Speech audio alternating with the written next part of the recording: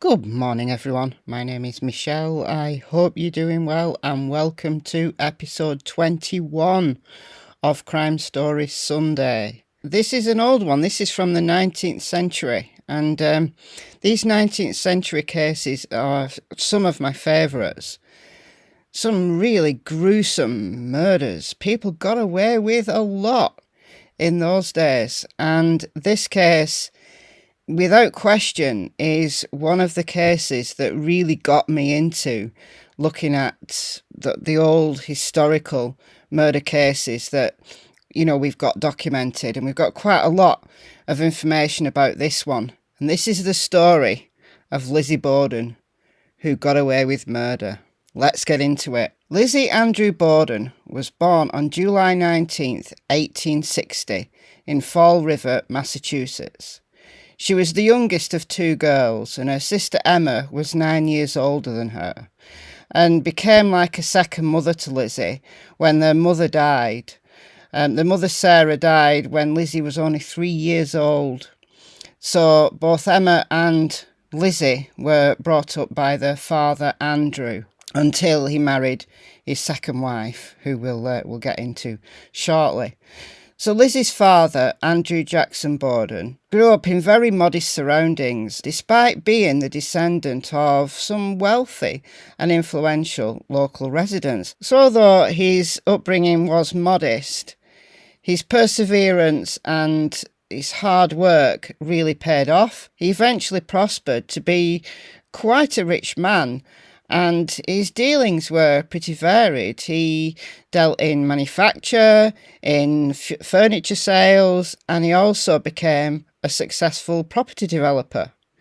He was a director of several textile mills and owned considerable commercial property. He was also the president of the Union Savings Bank and a director of a safe deposit and trust company. And at his death, his estate was valued at $300,000, which is equivalent to probably about $9 to $10 million in today's money. So he died when he was murdered. He was murdered a very rich man.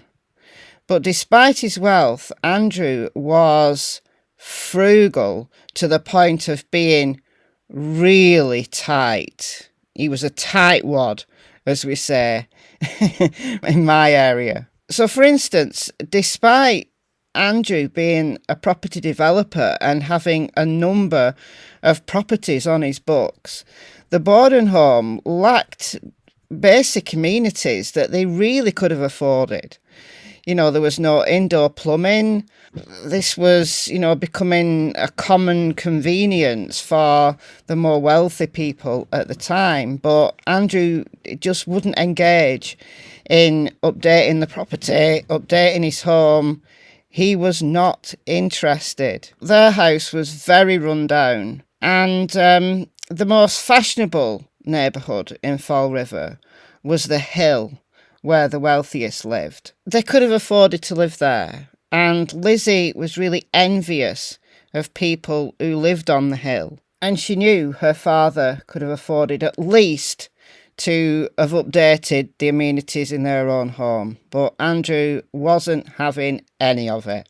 Anyway, 3 years after the death of Lizzie's mother Sarah, Andrew married someone called Abby Gray. So although Abby took on the role of a mother, effectively, certainly a stepmother, Lizzie would not call her mother.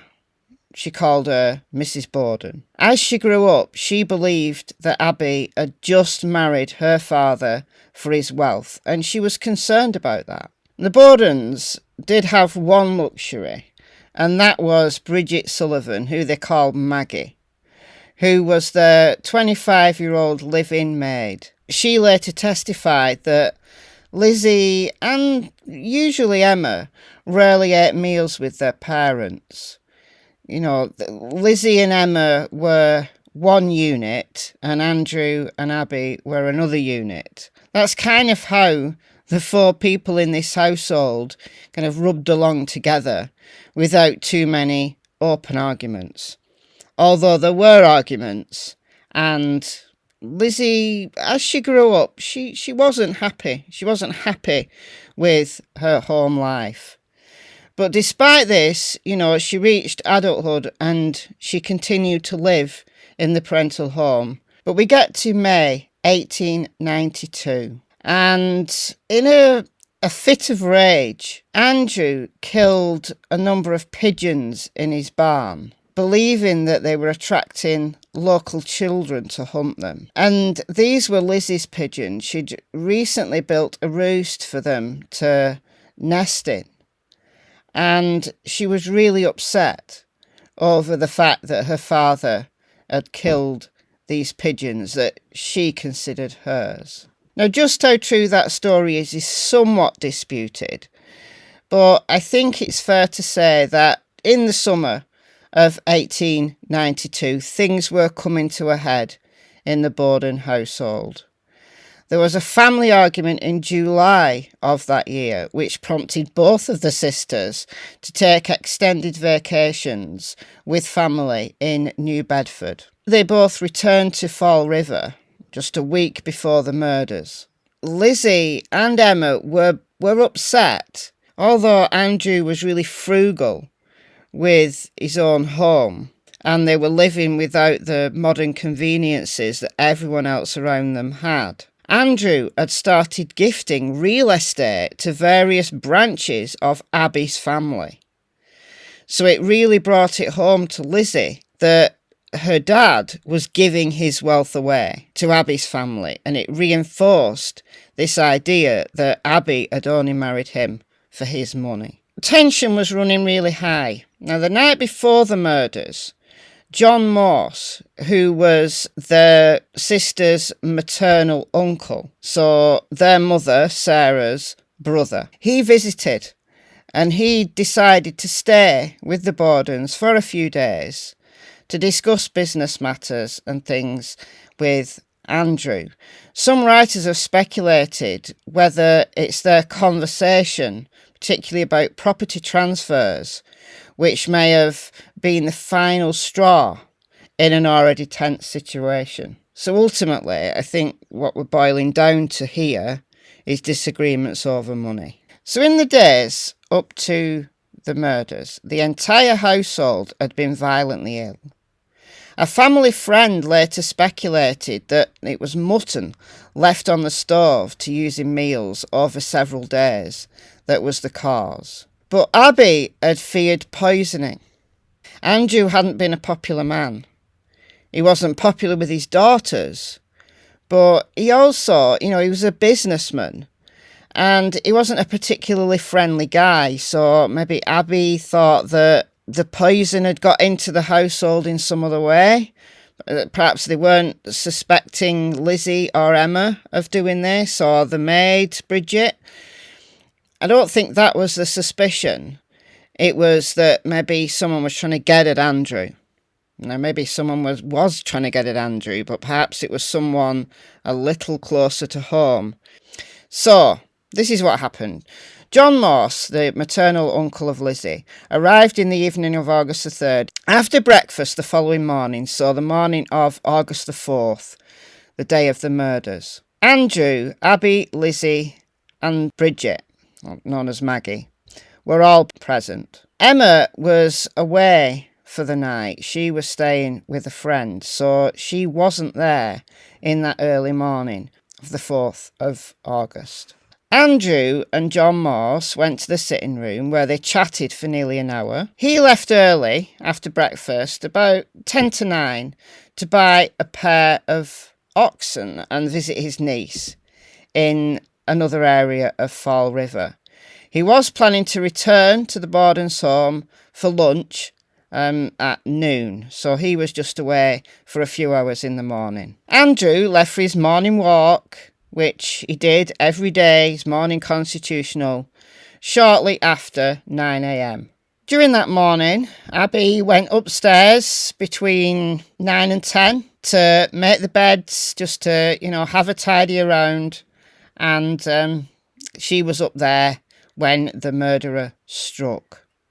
According to forensic investigations after the murders, Abby had turned to face her killer at the time of the attack. She was in one of the bedrooms and she was struck on the side of the head with a hatchet, which cut her just above the ear, causing her to turn and fall face down on the floor. She turned to face them, perhaps to try and fight them off. The hatchet had hit her in the head with such force that it kind of bowled around and she fell to the floor face down, creating contusions on her nose and her forehead as her head hit the floor.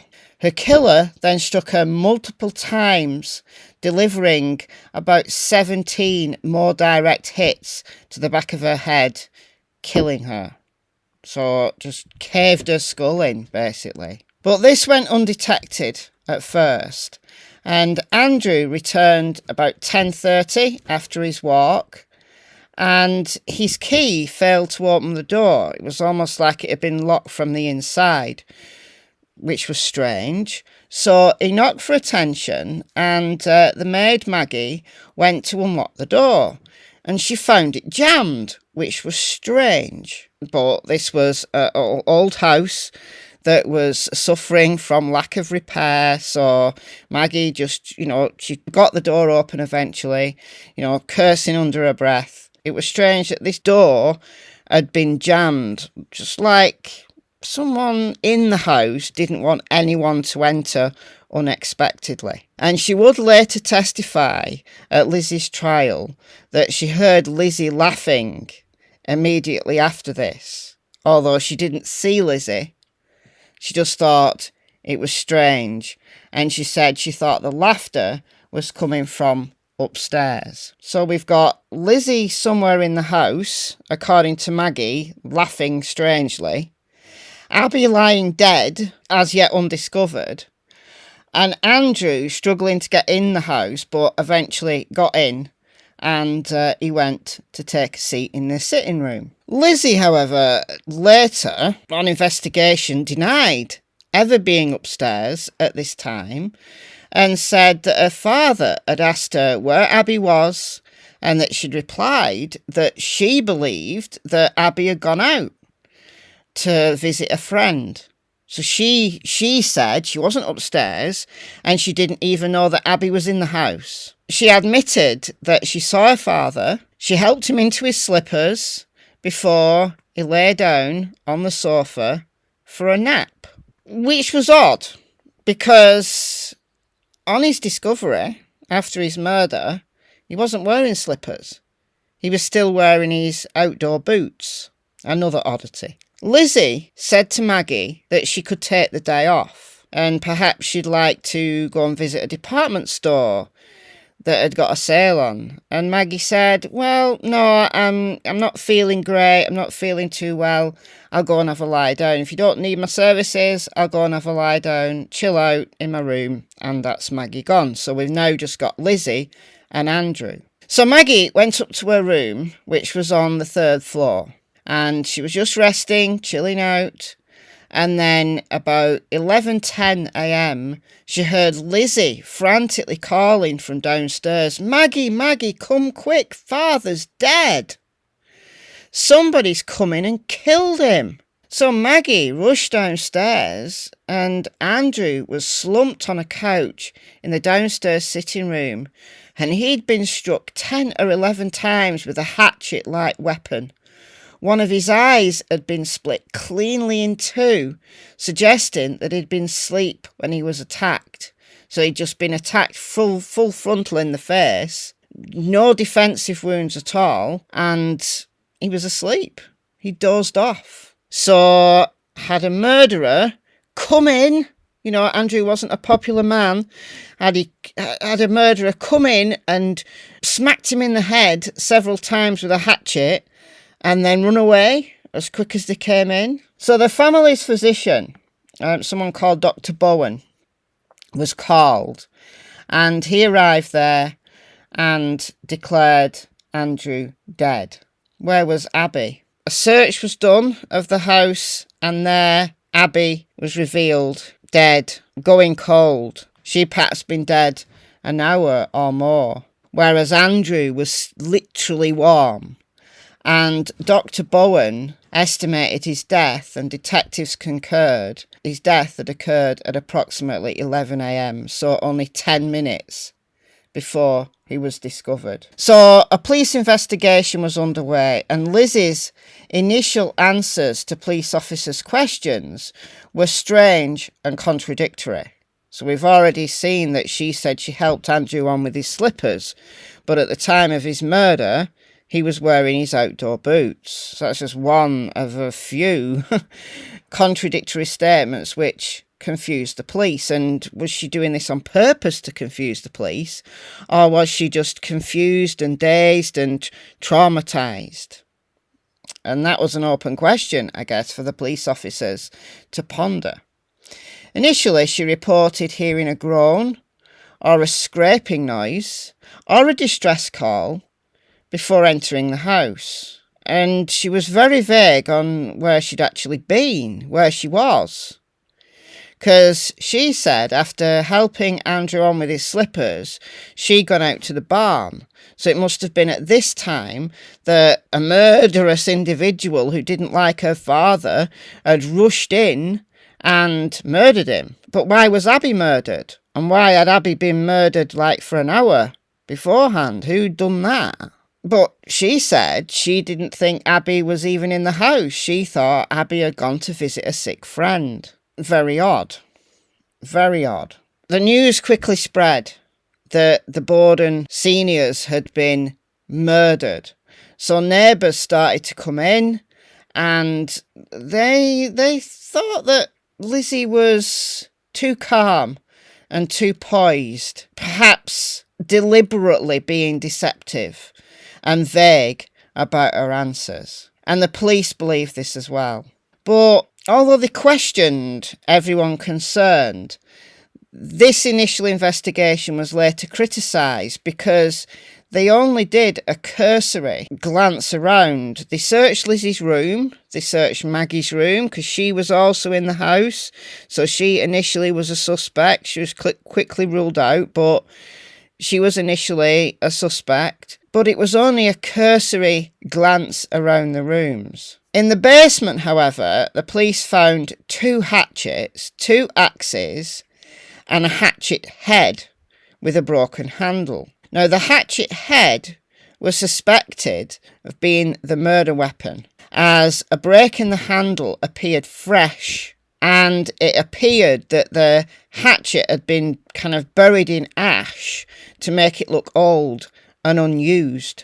But the other tools that could have been the weapon were clean. So this hatchet head with this broken off handle had deliberately been placed there, but placed there in ash to make it look old. But none of the tools, not even the one that was suspicious, were removed for further testing. But neighbours did tell the police about this mysterious illness that the family had suffered from in the days preceding, and of Abby's concerns that perhaps they were being poisoned. So at autopsy, Andrew and Abby's stomachs were removed and tests were performed on various food items in the Borden home and tested for poison, and none were found. Neighbours suspected Lizzie. She was too calm, she was too poised, she was being deliberately deceptive. She was suspected of buying cyanide in diluted form from a local drugstore. But she said she did buy cyanide, but it was to clean furs. And as no poison was found in the Borden stomachs or on various food items in the house, that was dismissed. So was Lizzie telling the truth there?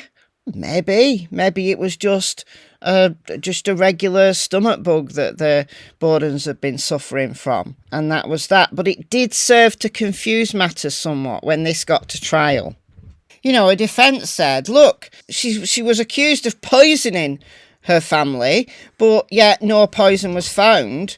But now you're trying to accuse that, that she hatcheted her parents to death. So this whole affair became very sensationalised. Andrew was well known, not very well liked businessman, but very well known. And it was on the evening of August the 5th that a police officer and the mayor of Fall River visited the Borden home, and Lizzie was informed that she was a suspect in the murders. The morning after this, a neighbour entered the kitchen to find Lizzie tearing up a dress. She explained that she was planning to put it on the fire because it was covered in paint. It was reported to the police, but it was never determined whether this was the dress she'd been wearing on the day of the murders. And now she was a suspect, she had to get rid of this dress that surely would have had blood on. So, Lizzie Borden appeared at her father and stepmother's inquest on August the 8th. Her request to have a family attorney present was refused under a state statute providing that an inquest must be held in private. She had been prescribed regular doses of morphine to calm her nerves, and it's possible that her testimony was affected by this. She couldn't think straight. So the erratic behaviour and the confused state and the contradictory statements could have been due to being given morphine to calm her down because she was so distressed at what had happened and now being accused of these murders. She often refused to answer questions at the inquest, even when any answer would have been beneficial to her. Again, it made her look deceptive. She often contradicted herself and sometimes provided alternate accounts. One sentence following another sometimes didn't make sense. Was this because she was lying through her teeth, or was this because she was confused and under the influence of morphine? The district attorney was very aggressive, confrontational, and as Lizzie was denied an attorney, this district attorney had basically free rein to really tear into Lizzie. He just wanted a prosecution. He just wanted this solved. On August the 11th, Lizzie was served with a warrant of arrest and was jailed. The inquest testimony was later ruled inadmissible at her trial that took place in June of 1893. If Lizzie was found guilty, she would have been sentenced to death. And this trial received considerable attention nationwide. It was as sensational a trial then as one would be today. Certainly the inquest, the aggressiveness of the district attorney, even the fact that she was denied an attorney of her own, were all called into question. Every single inch of that trial was discussed by the media. But it's interesting that just 5 days before the trial started, so this trial started on June the 5th, and on June the 1st, there was another axe murder. It was complete coincidence. But what are the chances of there being, 2 axe murders in this quiet, affluent town of Fall River? Of course it's a coincidence. Of course it can happen. But imagine being a jury and being hit with all of this information amidst this being of nationwide attention. You've got an axe murder very similar to the Bordens occurring just 5 days before the trial starts. And then you've got the defence who pulled out all the stops to say that Lizzie had been treated horribly at the inquest, and that was deemed all inadmissible because of the way she'd been treated. So this became another round of speculation, both in the press, but also in the trial as well. The victim was someone called Bertha Manchester and was found hacked to death in her own kitchen in a very similar way to that of Andrew and Abby. She'd been axed in the head. Now, the murderer was caught, and he was Jose Correia de Mello, a Portuguese immigrant, and he was later convicted of Bertha Manchester's murder. he wasn't in the area months before when the Bordens had been murdered. But luckily for Lizzie, at the time of Lizzie's trial, that had not been determined yet. So the defence played an absolute blinder, and the district attorney knew that this case was slipping away. Everything that had gone wrong for the prosecution was brought up by the defence. So the jury, the 12 good men and true, were sent to deliberate, and the verdict came back not guilty. Lizzie Borden went down in history as most possibly one person who got away with murder. After the trial, the Borden sisters moved into a large modern house on the Hill neighbourhood, the affluent area of Fall River that Lizzie always wanted to live in. She got her dream home. Lizzie called it Maplecroft. They had a staff that included living maids, a housekeeper, a coachman, and they lived rich. Neither sister married, though. Despite Lizzie's acquittal, she was never really welcomed back into Fall River society. She was somewhat ostracised. So although she got her dream home, did she get her dream life? Or did she care? But Lizzie lived her life in her dream home with her staff and many dogs, and she lived to a ripe old age. She died of pneumonia on June the 1st, 1927. Only a handful of people attended her funeral, and sadly, 9 days later, Emma also died of chronic kidney disease. But they were reunited in death. They were buried side by side in the family plot of Oak Grove Cemetery in Fall River. At the time of her death, Lizzie was worth over $250,000, which is equivalent to probably about $5 million in today's money. So she got her dream. She left $30,000, equivalent to $600,000 today, to the Fall River Animal Rescue League. And the rest of the estate was distributed amongst family and people who probably hadn't seen her for years. But I'll close out this episode with the rhyme about Lizzie Borden that children, perhaps many miles around, sang about Lizzie. Lizzie Borden took an axe and gave her mother 40 whacks. When she saw what she had done, she gave her father 41. Andrew Borden now is dead, Lizzie hit him on the head. Up in heaven he will sing, on the gallows she will swing. Except she didn't. She got away with murder. On that note, let me know what you think in the comments below. I've been Michelle, hope you're well, and I will see you in the next video. Bye guys.